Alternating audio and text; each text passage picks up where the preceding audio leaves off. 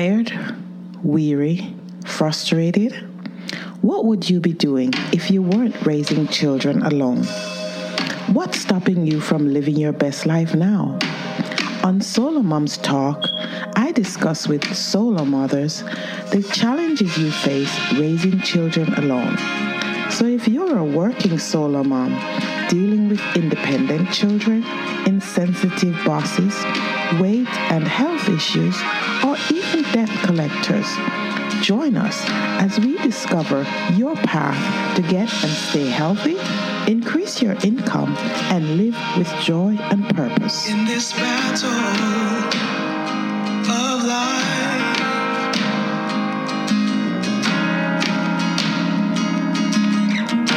it's hard to keep your head above the water. So win this fight. My guest today is Claire Martin. Thank you for coming and talking to me today, Claire. I've been looking forward to talking with you. No, thanks. It's been a little while trying to get me on, but I'm so pleased to be here. Thank you for inviting me.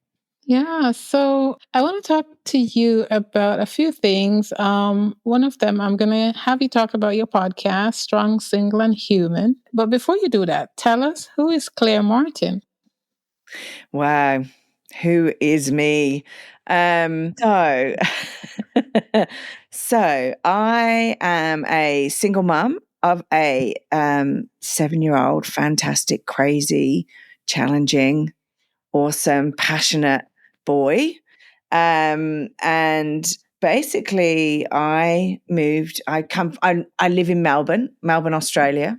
And I originally was born in the UK. So moved to Melbourne, Australia 15 years ago for love, which didn't work out.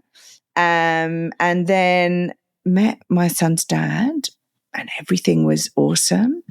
Got pregnant, which was unexpected because I was 43 when I got pregnant. So I'd sort of given up. My parents had given up hope on me getting pregnant. And and sort of got pregnant. And then had my son. And during my pregnancy, discovered that this awesome human being that I was with, that was the father of my son, had issues. Now, whether it was due to trauma in his life or whatever, but he drank. So he would drink secretly. I first discovered he was secret drinking.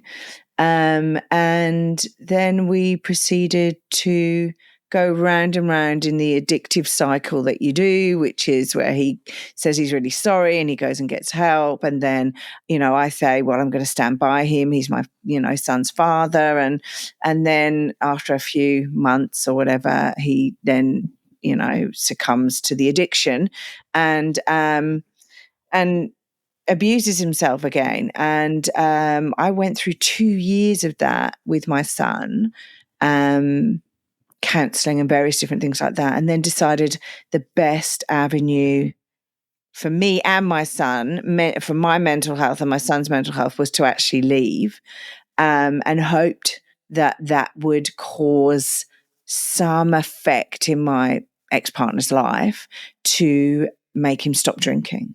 But however, unfortunately, he's not faced his demons, and he's still drinking. So we're currently co-parenting within a, addictive relationship.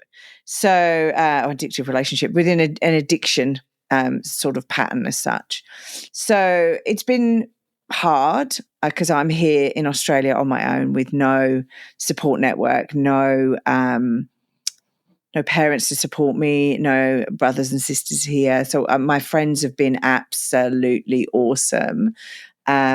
I have the best neighbours in the world, so they really helped me out too. So that I've had to build my own network and build my own village to help me with my son's upbringing. But and look, I don't have any. I just want my son's father to get better, to deal with the pain and trauma in his life to,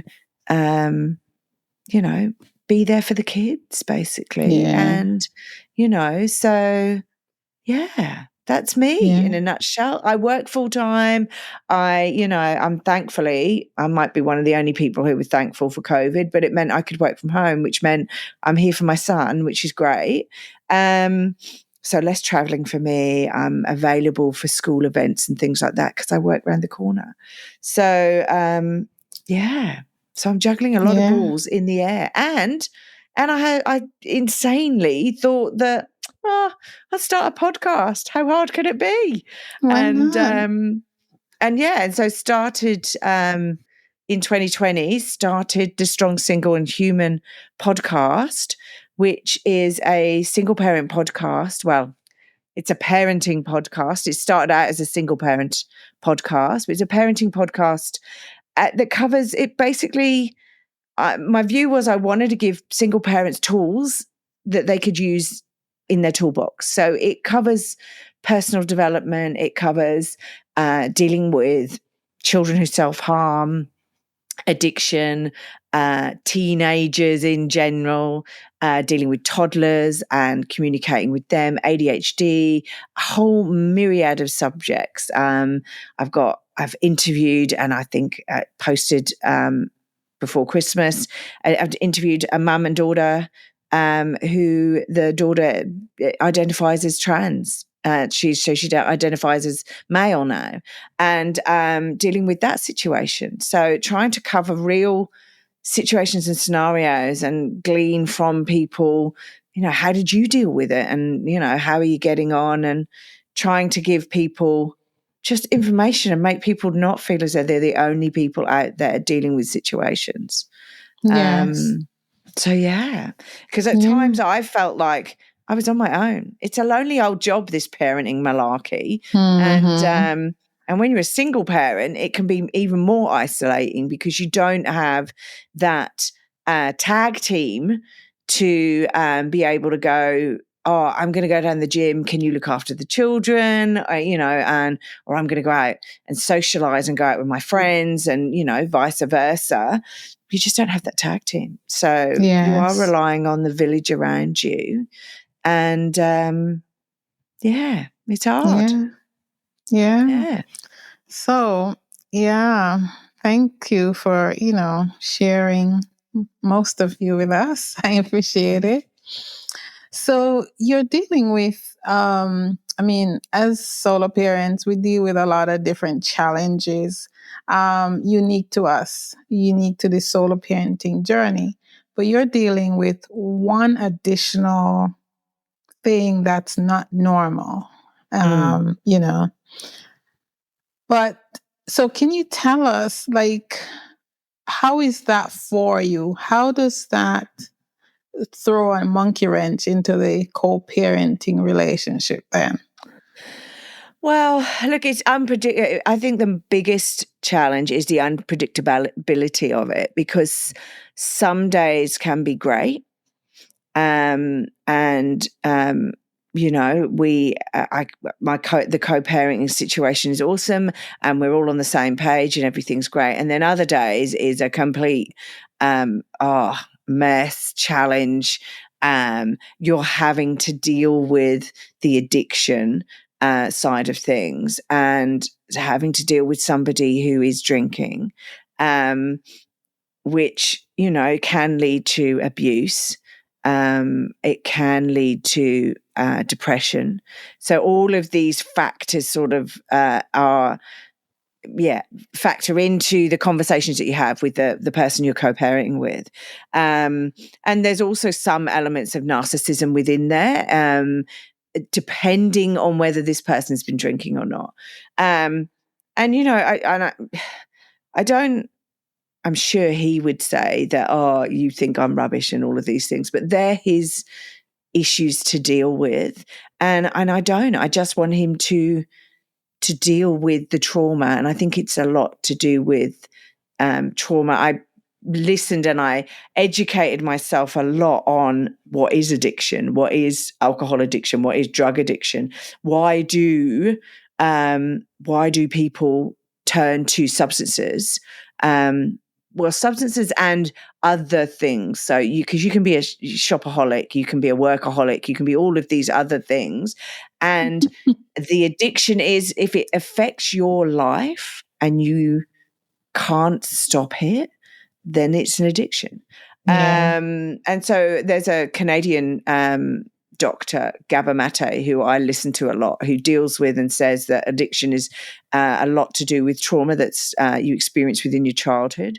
So I educated myself to try and understand and then empathize with the other person instead of taking it personally, instead of getting angry about situations and scenarios. Believe you me, I'm not perfect. There are times where I do get angry, mainly when it affects the children, not about anything to do with me, but when it affects the kids. And my son has two older sisters as well, and it affects them quite considerably as well. It's just difficult to deal with that. And it's also about protecting the children. Right. Went through a period of time when my son was staying at his father's, and I sort of want to be the adult in all of this and trust what's going on. But there were signs with my son. He wasn't sleeping at night. He was wanting to be with me. He didn't want to go when his dad came to pick him up. He didn't want to go with his dad. There were different situations. So I actually got him a phone contact watch. So it's got a SIM card in, and basically the watch, he can take pictures and he can send me smiley faces or sad faces or whatever. But if he's in trouble, he can actually phone me. So he can actually click the button and phone me direct to my mobile.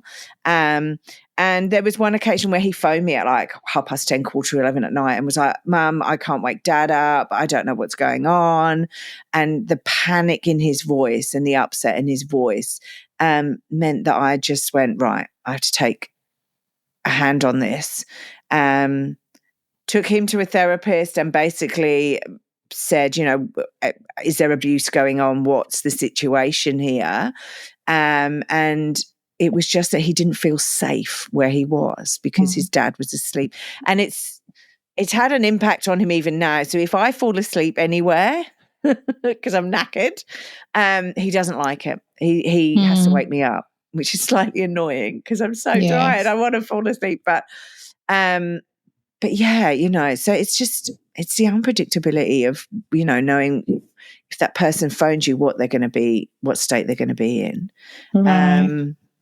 But yeah, you just get on with it. Education is the key, I think. You've got to, if you're in that situation, educate yourself and get tools so that you can manage it better and focus on not personally them or you, focus on the children. So what is best for my son?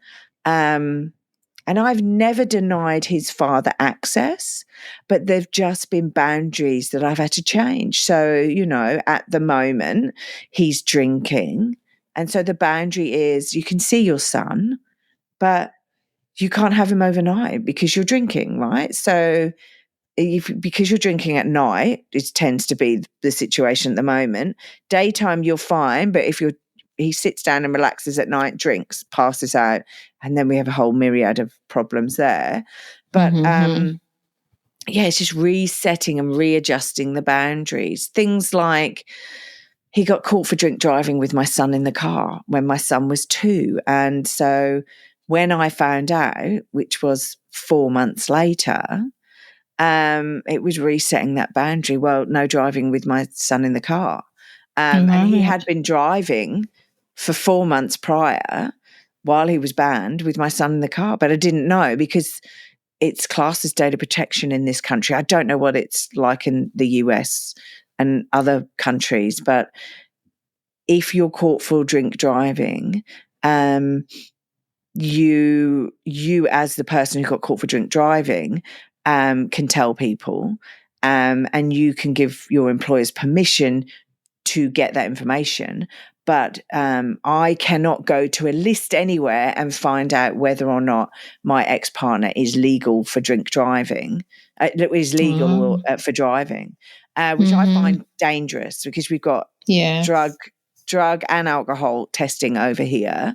And you just can't check. And they're not going to tell you. I mean, he's not going to tell me. He was driving for 4 months, with my child in the car. He's banned. So, it's hopefully we're changing it. We now have a domestic violence list in New South Wales, in Sydney area, where you can check your partner's history regarding convictions for domestic violence.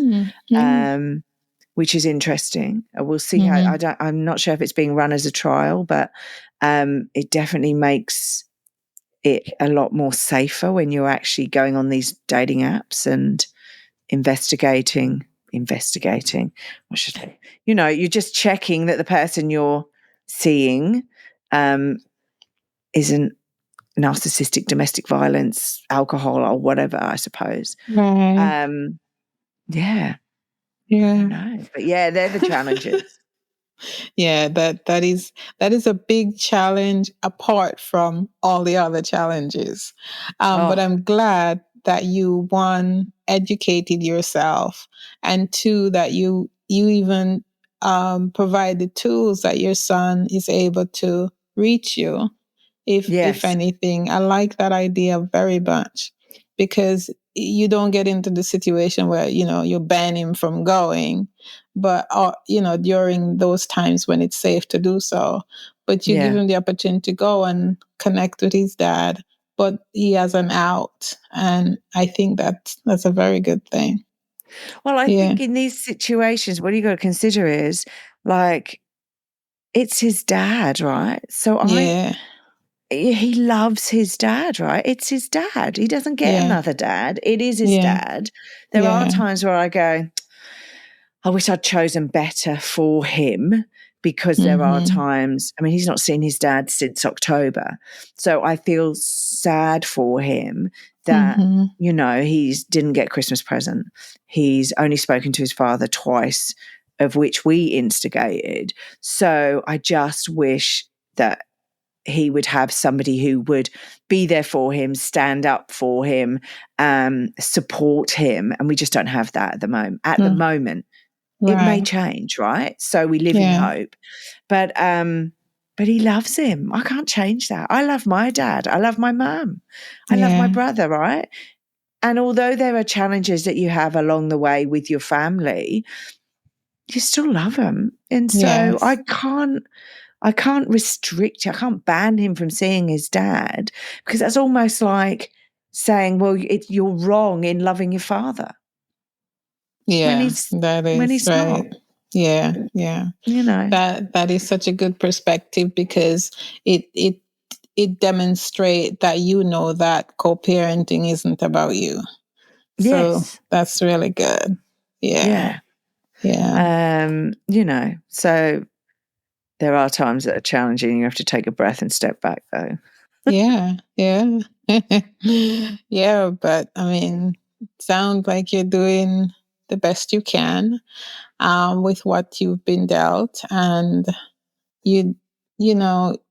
I sometimes hear people, I do it myself, I made a mistake. I know I did something wrong, but that's something that, it's gone, it's past, it was yesterday, and we deal with today, right?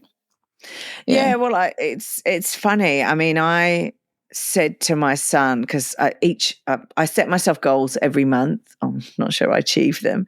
I set myself goals every month. I write a gratitude journal in the morning, just because, and like days like today when it's challenging, he doesn't want to go off to where the kids are on holiday at the moment and I'm working. So he doesn't want to go to holiday club.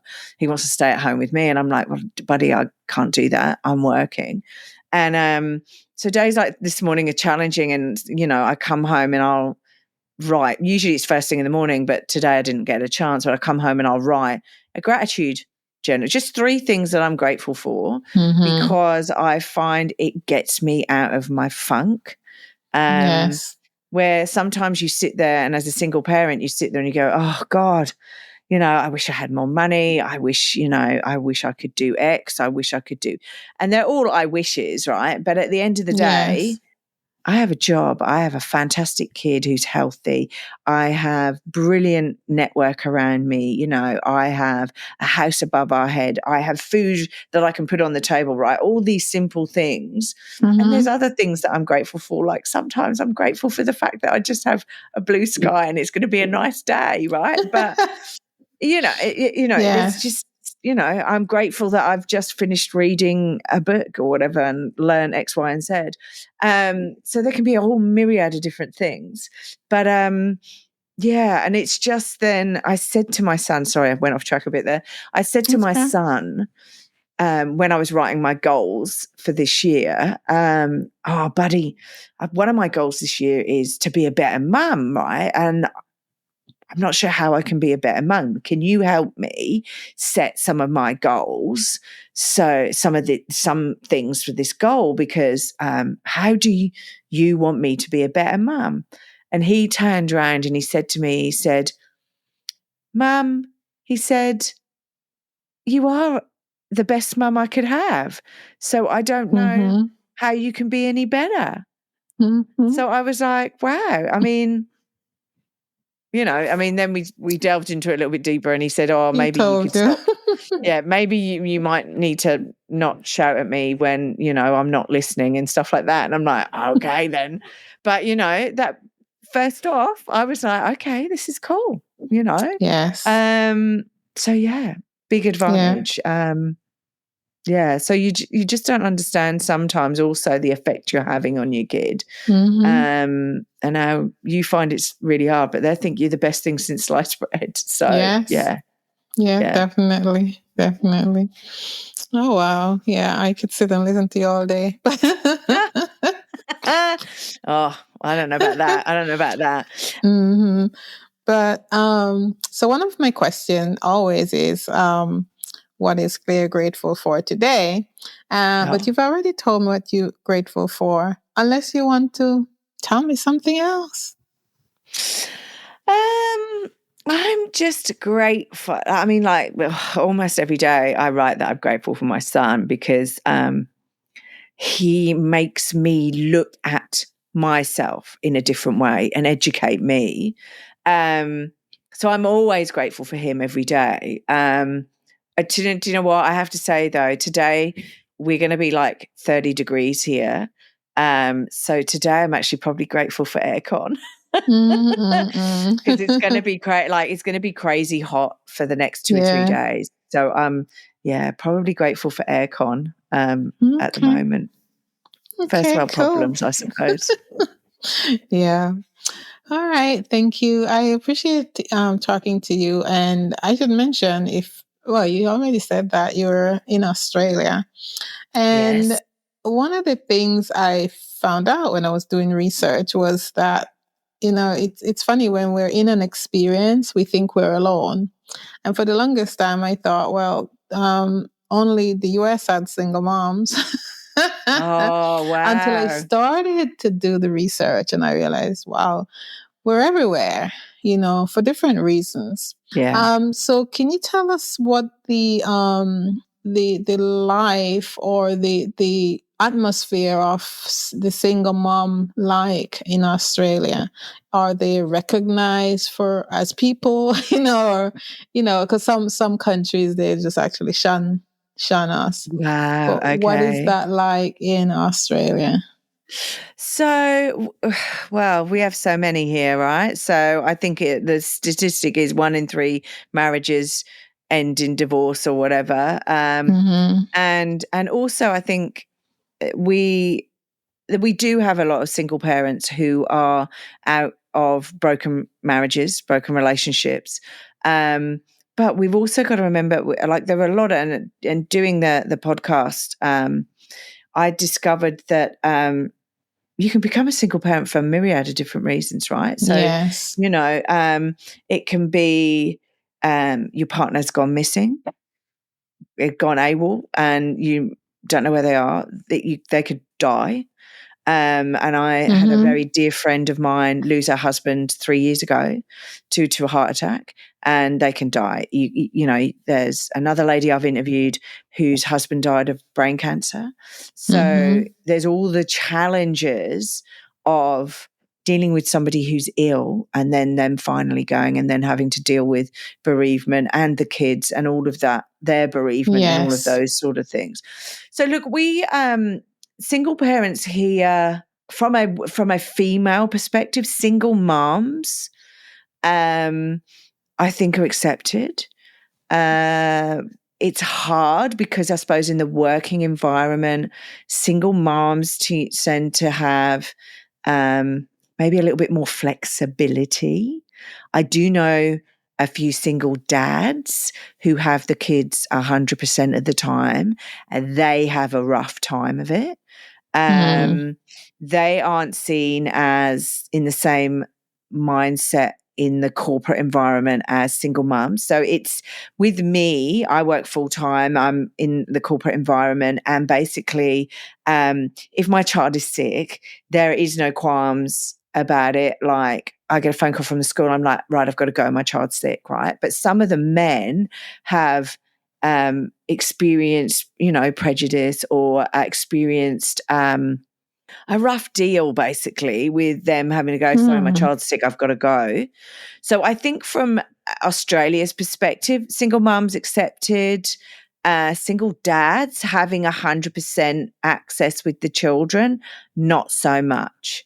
I think those guys get a raw deal. And we have networks here as well. So, you know, we've got podcasts, we've got websites and things like that geared towards single mothers, right? Yes, I feel as though single dads are a little bit isolated and on their own. I don't know if it's a male thing. Come on, guys, get together and like, you know, start your own little single dad groups. I don't know what it's like in the States, whether there's single dad groups, but we don't tend to. Aussie men, they're like, don't tend to talk. We're trying to, you know, they talk about football, beer, the price of whatever, cars or whatever, and work. But real subjects like, you know, their kids not wanting to live with them when they get to a certain age, you know, issues that are happening with their children regarding drugs, alcohol, whatever, they tend to deal with it on their own, which and I can't get them on my podcast for love nor money, right? So, because I want these guys, so any guys out there listening to this and they want to come on my podcast, please put your hands up, right? Because I want them to come on to the podcast to basically tell other guys, you're not alone. And these are the challenges I'm dealing with. So, yeah, it's okay. It's hard. I've got other single mums in my village, for want of a better word, who we all understand. We all look after each other's children when we need to go out and stuff like that. So it's really good that way. And I've also got couples, you know, friends that have had children now, or people that I know from school. And it does get easier when your children go to school. I have to say, for any single mums out there whose children aren't at school, you tend to have it's easier to network then. You don't feel so isolated. But those guys have gone, how do you do it? You know, we struggle as a couple. Like, how do you guys do it on your own? And I'm like, well, you just do. You just get on with it and you just deal with it. And I have to say, like, I'm lucky. Oscar has sisters, and it's quite bizarre because I'm very close to their mum, and we sort of have a mutual understanding of each other's situation because, you know, we have the kid's dad involved in both our children's lives. So we sort of support and back each other up. And, you know, she can talk to me about issues that are going on with the girls. I can talk to her about issues going on with my son. And so that way, we support each other that way. So it's very bizarre how we've like come together. We've spent Christmas together. We haven't got a diary synced to spend holidays together, but I'm going to see her in 2 or 3 weeks with my son because I want my son to know his sisters, and because his dad is so unpredictable at times. And fallings out with the family and various different things like that due to the alcohol. He needs to. My son needs to have and know his other side of the family. So, unfortunately, it doesn't mean I have much alone time for me, where I can actually have a break. But we just support each other too. Yeah, that sounds very good. Which brings me to my next question. You mentioned throughout this interview building connections because you're in a country like you're mostly alone. Can you give us like 2 or 3 tips on how a solo mom who is out there, on her own and no family to speak of can start to build those relationships and connection so that she has her own village? So my lifesaver has been Facebook groups. So go on to Facebook, Insta, wherever, and look for support groups, single mum support groups, single parent support groups. I'm on a couple on Facebook. And although you don't meet up sometimes with these guys, there's people there just to, when you're sitting there at 10 o'clock at night and the kids are in bed or whatever, and you're just having a bit of a freak out, or, you're in a bit of despair and going, oh, how am I going to sort this out? There's tips and hints on there from other people. You can just like offload and just type a whole group. You can go, right, I'm just going to offload. There's going to be a long message. Don't really, look, you do attract both criticism and support on these sites. So, it's take everything that's said with a pinch of salt as such. Yes. But it is a good place to offload. There is a website, I don't know if you guys have it in the States, but we have, it's called Meetup. So it's all over the world. Yeah. Yeah. Okay. So I went on there and just went, right, single parents Melbourne, single parents Australia, and I found a single parent meetup group in Victoria, because Melbourne is in the state of Victoria. And in Victoria, and we meet up. So we take our kids, and it was more about when Oscar, my son, was younger, it was more about him meeting other children, right? Because he was stuck at home with me at weekends and in the evenings. And I was like, I need to get this child out and get him to meet different age groups and different kids and get him out socializing. And so these meetup groups were great because there were meetup groups for just single parents, which is great if you don't have the children 100% of the time, because then you go and meet other people who understand your situation and social. Maybe you meet your future partner there, who knows, right? But then also, I went more for meetup groups that were meeting up with the children, because I had my son 100% of the time. So it was really around, getting kids together so that they could go off and play, and we could just have mummy time and just chill out and have dinner. Yeah. We go on, we've taken the kids on walks. We've taken the kids swimming. We've taken the kids to various different zoos and parks and, just different outdoor experiences. So they were the 2 lifesavers initially. And now he's at school. My network has sort of changed because it's more about him meeting up and having play dates with his mates. And, so the weekend we're going swimming with another couple of families that, he goes to school with and stuff like that. So, I'm sure it'll change when he becomes a teenager, and maybe I'll get a life back. Maybe I'll get a social life back. But that's sort of how it works, really. Okay. All right. Thank you. Thank you for sharing. And cool. that's quite good. So tell us about the podcast, and if you have a website, give it to us, and your handle, your social media handle. Yeah. So look, I do have a website. It's not really in any great state at the moment, but it is www.strongsingleandhuman. I know, sorry, it couldn't be shorter. .com. I'll be developing and working that one out next month. That's my goal for next month, to sort my website out. I'm on Facebook as Strong, Single and Human. So just search that and we'll crop up. I'm on everywhere you could possibly listen to a podcast. So Spotify, Apple, God, I'm trying to think now. Podcaster, Podbean, Google. loads. So Yeah. go on, have a listen and see what you think. I suggest to a lot of people, if you want to listen to every episode, then great, that's awesome, right?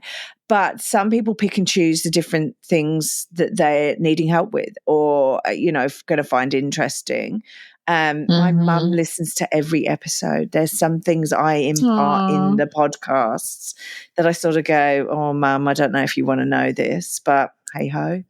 And look, it was a podcast I started because at the beginning of lockdown, I was looking at Facebook and Instagram, and I said at the beginning of lockdown, Melbourne was the most locked down city in the world. We were locked down for like 265 days or whatever. But at the beginning of the COVID, when we were all working from home and stuff, I probably was using social media a little bit more than I would do normally. And I was just disenchanted with the single moms that were on there that were basically like baking cupcakes, had one child on a boob, like feeding them, baking cupcakes, running a business, looking lovely every day, and all of this stuff. And I was like, well, that's not being a single parent. It's hard. And so I wanted to interview single parents who had it hard, but had come out the other side, to give single parents out there who were listening to the podcast some support and some, hope. And I also wanted to interview people who had tools out there that would help us as well. So give us tips and hints around how do you deal with building resilience in your kid? How do you deal with a child that's self-harming? How do you understand what your teenage girl or boy are going through? I've interviewed people regarding what is the drug and alcohol landscape for our children like, and how it differs from when we were growing up. And some of the areas that, like 1 in 10 children at the age of 14 in Australia at the moment, and it could be slightly different now, haven't had an alcoholic drink. However, when I was younger, that was more like 1 in 4. So it's interesting how kids nowadays aren't so interested in drinking. But I don't know if it's because they're more stuck in the social media world. So there's all of those things that I'm looking at. What do you do if you've discovered your teen is abusing substances? So I've interviewed people regarding that. I've interviewed fantastic people around how do you as a parent work on yourself and build your mental strength and, deal with your mental health and all of that stuff. I've dealt with male suicide and advertise, I've publicized a charity we've got over here regarding male suicide. So sperm donation, we have Sperm Donation Nation over here in Perth that so a lot of single mums are using this independent sperm donation company. It's not a company, but it's like a support group. I'm trying to find the right word to describe them. But single moms who have got one child and want another one. I mean, I'm too old to have another one, but I seriously would have considered it because I don't want another relationship. I don't want to go through all of that again. And a lot of these single moms are going, we're over the men relationship side of things, or, they're LBGB, TB, QB, whatever, plus, and they don't want, they don't want another relationship with a female or a male or whatever, and they just want a child. And so there's all of those, it covers all of those sort of things as well. What do you do if you suspect your child is gay, trans? I've interviewed a fantastic drag queen in Ireland as well, who talks about his life and dealing with if you think your child wants to dress and become a drag queen and things like that.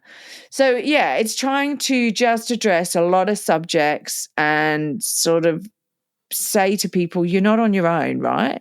And if you want more information, these guys are out there. Go touch base with them. So that's what the podcast quintessentially is about. And if you want to get in touch with me, by all means, email me. It's claire@strongsingleandhuman.com. So email me. If you want to be on the podcast, email me. That's even better. Yeah. Okay. That's sort of. All right. Yeah. Thank you. And we'll put those links in the show notes. For real. So I've had you on here for quite a while now, and I really appreciate your time. I know you're all the way down yonder and you have work to do. But I just wanted to ask you one last time, because on this show, SoloMoms Talk, it's more geared towards the solo mom as opposed to her children. And so any parting shots to a solo mom? Any last bit of advice? It's just to say you're not alone, okay? It is hard. It is a roller coaster, especially if you've got your children 100% of the time. You don't get a break. Try and take time for yourself. I get up early in the mornings before my son does. So some mornings it can be 5 a.m. I get up in the morning and, I basically just take an hour just doing nothing much sometimes. It depends, like just surfing around, doing my Insta, whatever. But it's so important to take time yourself. It is frustrating. There are times where you do want to, you can't do something because you have a child, but then, you're so lucky to have that child as well. So there are other people out there who desperately want children who just can't have kids. So although they could have mine for at least a couple of days and then they probably wouldn't want them. But, it's okay. Take a breath. Stand back, take a breath. Look at how much you have achieved and what you are doing. You're bringing up your kids, one like me or many, on your own. You're surviving. Maybe not staying sane all of the time, but 50% of the time is good. You're doing it. You're getting there. Just give yourself a pat on the back because it's hard. Yes, for sure. Hard. Thank you very much, Claire Martin, for coming and talking to us today on SoloMoms Talk. I really appreciate you. Thank you for inviting me. Have a great day. You too. SoloMoms Talk was designed to curate the stories of solo moms globally. As a facilitator of this platform, I aim to create a peaceful environment where you can share your heart, feel loved, and get the advice you need. So if this sounds like you, why not RSVP for our next virtual meetup? The link is below. It's where you can retreat from the chaos of your life so you can recharge, connect with other moms, and get answers to your burning questions. Remember, you're not alone and you don't have to parent in silence.